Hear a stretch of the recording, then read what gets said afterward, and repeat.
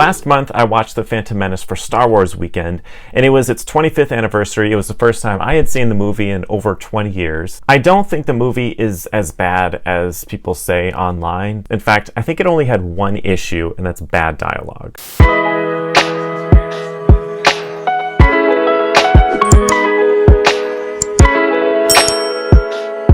For me, the movie was hugely nostalgic. I remember the craze when it came out. I remember all the merchandise surrounding it. I remember the cultural phenomenon. The Phantom Menace opens at midnight. Place in the Star Wars line. People started lining up over a month ago. All right, get out your lightsaber. It's like 1977. I haven't felt this since 1977. I remember playing the old pod racing game. I remember getting the little Naboo Starship Lego set. Okay, the good things about Phantom Menace.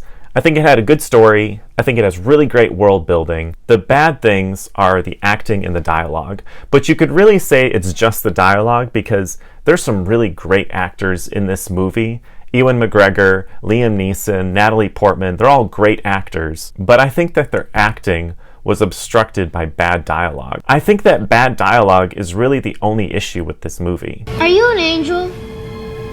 What? An angel. I heard the deep space pilots talk about that. You're a funny little boy. Let's go back to the story. I like the story. I mean, you have an opening with Qui-Gon Jinn and Obi-Wan Kenobi, and they're fighting this Federation that's like having a blockade on Naboo. I like all of the political angles to the story, but I don't like the midichlorian thing.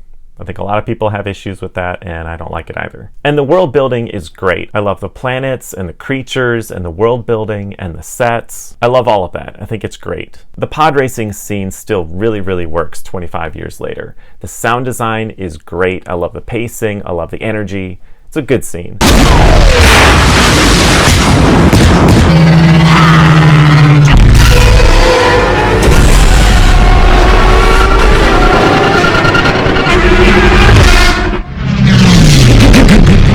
And the final duel at the end is awesome. The fight choreography is really cool.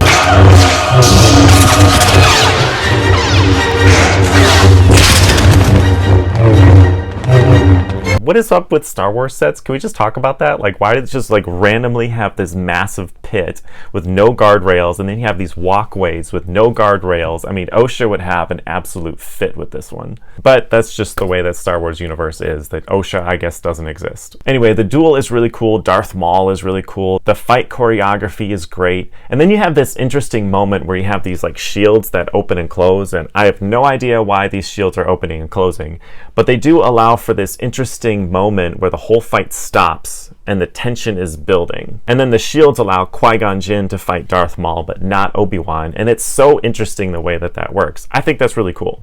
I noticed something interesting about the story, though. I think it's tempting to see Anakin as the main character, but I think Obi-Wan is actually the main character. Qui-Gon Jinn is obviously not the protagonist. He dies at the end, and the story continues without him. And I don't think Anakin is the main character because he shows up later in the story. So I think Obi-Wan Kenobi is actually the protagonist of the story, which is pretty interesting. But like I said, I think the movie's biggest issue is bad dialogue. I can't believe some of these lines were written down. The word yippee is in the script. And maybe some people are thinking, well, the old movies didn't have bad dialogue. That's because George Lucas was either edited or he didn't write it. George Lucas didn't write and direct The Empire Strikes Back and Return of the Jedi. He wrote and directed A New Hope, but the actors push back a lot on bad dialogue. True story, Harrison Ford, who plays the space pirate in the film, at one point threatened to tie George up and make him say his own lines at gunpoint. I mean, the dialogue was a little bit difficult. I remember there was one line that I just begged him to take out of the screenplay, and he finally did. It was just coming upon the exploded planet of the princess, Alderaan, and it's totally been blown away.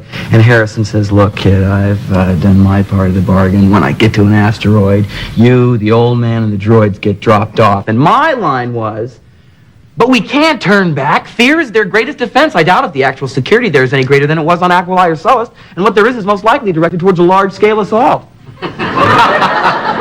And I thought, who talks like this, George? So here in Phantom Menace, he gets unhindered authority to write and direct, And this is the result, is really, really bad dialogue. Again, I think bad dialogue is the movie's only issue. I liked the story, I really like the world building, and obviously the Star Wars universe is memorable and iconic. So, that's my review of Phantom Menace. I still like it, but I wish it had good dialogue.